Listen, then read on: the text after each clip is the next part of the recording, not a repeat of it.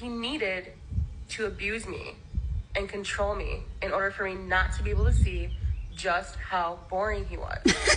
I love that so much because that's what it is. They're boring. They have nothing to talk about. Okay, not all abusers, but seriously, like I had nothing in common with my abusive ex other than like he rode the rails for 9 years, literally a hobo. And I lived in my truck for many years as like a nomad. But other than that, like, but he was a parasite. Like he literally didn't pay for anything because he didn't think he had to, didn't want to. Whereas I paid all my bills. I just lived in this like crazy minimalist lifestyle because I kind of had to. I worked in outdoor adventure and they don't pay crap and you have to follow the work. But other than that, we had nothing in common.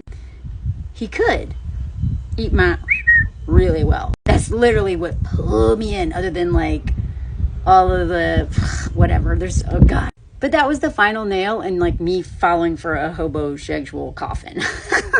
But the reason why I didn't notice that he was boring is because in the beginning, I was so excited because there was just this chemistry between us, which I now realize is like unresolved childhood trauma looking for a second act. And sensing naturally, this man is the person who's going to bring that.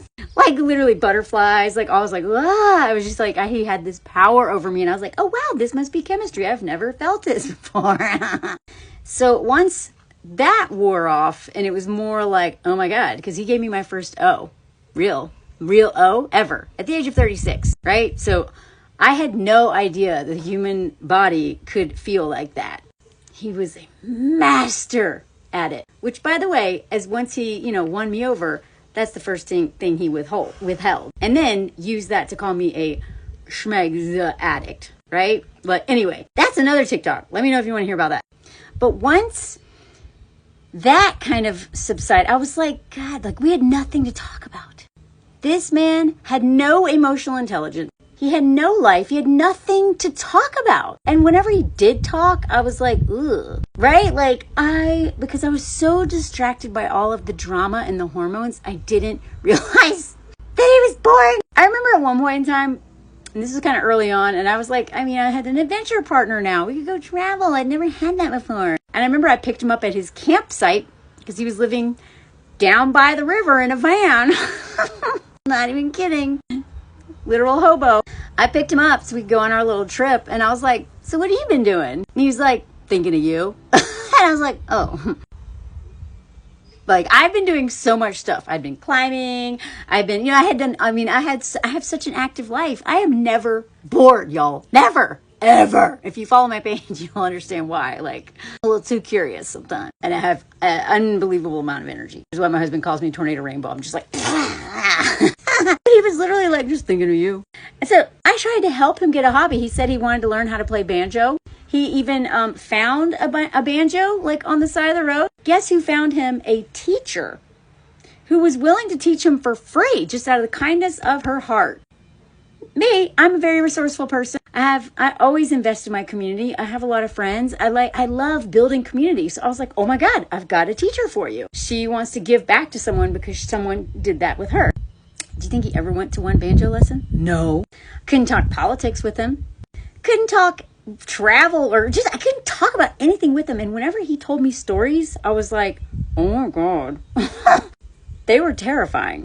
Like the fact that his uncle, I'm pretty sure his uncle like somebody and fed them to his pigs in his backyard. He literally said in the shower one day, as he's washing my hair, that pigs eat human bones. And I was like, how did you know that? Other than that movie that talks about it. And he goes in this whole story about his uncle throwing a burlap sack over into the pig pen. And then like the next day he found, anyway. Oh my God, y'all. God. So this guy had lots of drama. So much trauma from his childhood. Like his dad trying to unalive his mom. That should have been another red flag, y'all. Man had never been to therapy. And he literally watched his dad try to unalive his mom. And then he like tried to unalive his dad. Oh God. Anyway, red flags everywhere.